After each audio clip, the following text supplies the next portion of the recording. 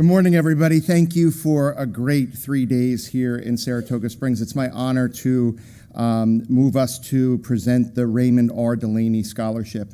And to do that, I'd first like to thank Utica National Insurance Group, who is our partner and sponsor in so many ways and has sponsored the Delany Scholarship today. I'd like to invite John Acey, the Educational Institution Segment Specialist for Utica, to the stage, along with Dr. Michelle Ghosh, Superintendent, Brewster Central School District, and Dr. Ray Sanchez, Superintendent of the Terrytown School District.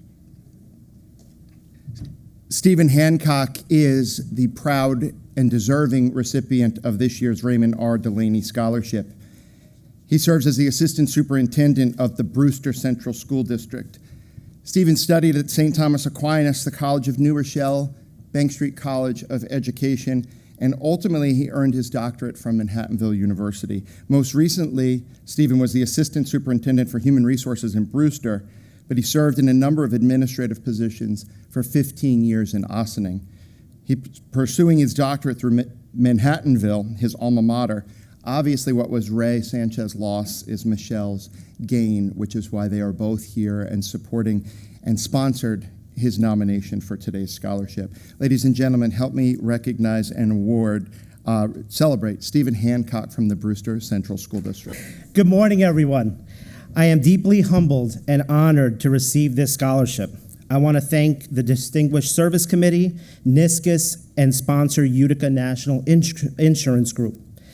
A special thanks to my mentor and friend, Dr. Raymond Sanchez, Superintendent of the Year, for nominating me, and Dr. Michelle Ghosh for her unwavering support and for being a transformational leader I enjoy working alongside each day.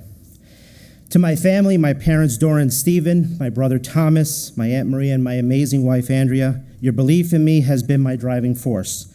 One thing about family is that we show up for each other. So they were bummed when I told them that they couldn't travel up to Saratoga with me this morning to celebrate this achievement. Family means everything to me. I am proud of my Scottish, English, Puerto Rican, and Ecuadorian roots, and the song playing today, Gozadera, by Mark Anthony and Gente de Zona, reminds me of my childhood growing up in the Bronx and my maternal grandparents who helped raise me.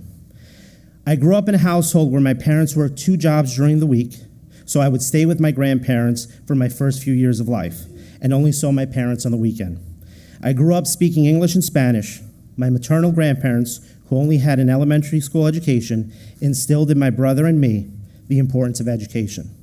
My grandfather, who worked at the Arrow Lock Factory in Brooklyn and came to this country illegally at the age of 15, smuggled on a ship before becoming a citizen, said, "Mijo, no quiero que seas como yo, trabajando en una factoría.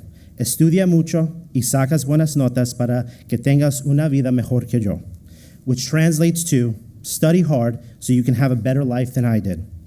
His journey reminds me why I have dedicated my life to education. I know my grandparents are smiling down on me today as I share these remarks with you this morning. Gandhi once said, "Be the change you wish to see in the world." I want to focus on that word change, which we've spoken a lot about over the last 3 days. 6 letters that mean so much. Change is often uncomfortable, and I've faced it myself. Last year, I made a decision that my family did not believe I would ever do. I left a district that I had known for 15 years, where I started my career. There had been a lasting impression when I participated in a tri-state visit of the place I now call home, Brewster. I recall the May morning in May of 2023 when I was driving to work and decided to leave what was familiar to pursue the unknown. Moving to Brewster was a leap of faith. But something in me, as my administrative colleagues in Brewster now joke, my gut knew that it was the right thing to do. My mind was ready, but my heart was not. It was scary, but it turned out to be one of the best decisions of my life.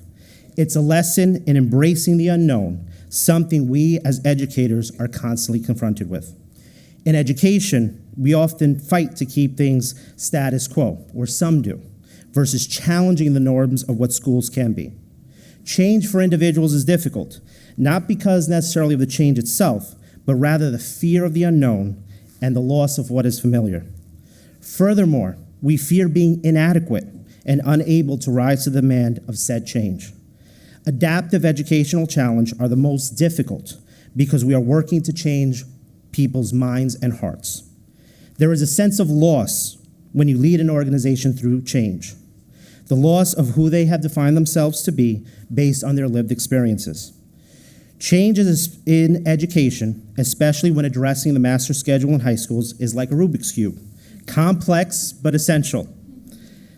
The schedule is the heart of teaching and learning, and altering it can affect how we address opportunity gaps and socioeconomic inequalities.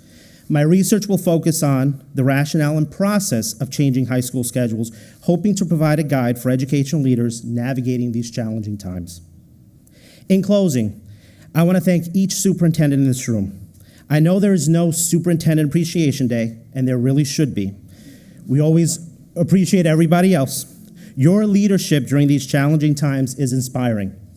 I think of Theodore Roosevelt's Man in the Arena. It's the person willing to take risks, face challenges, and sometimes fail, who truly matters, striving, enduring, and daring greatly. Thank you for inspiring me to continue to dare greatly in my own journey. Thank you.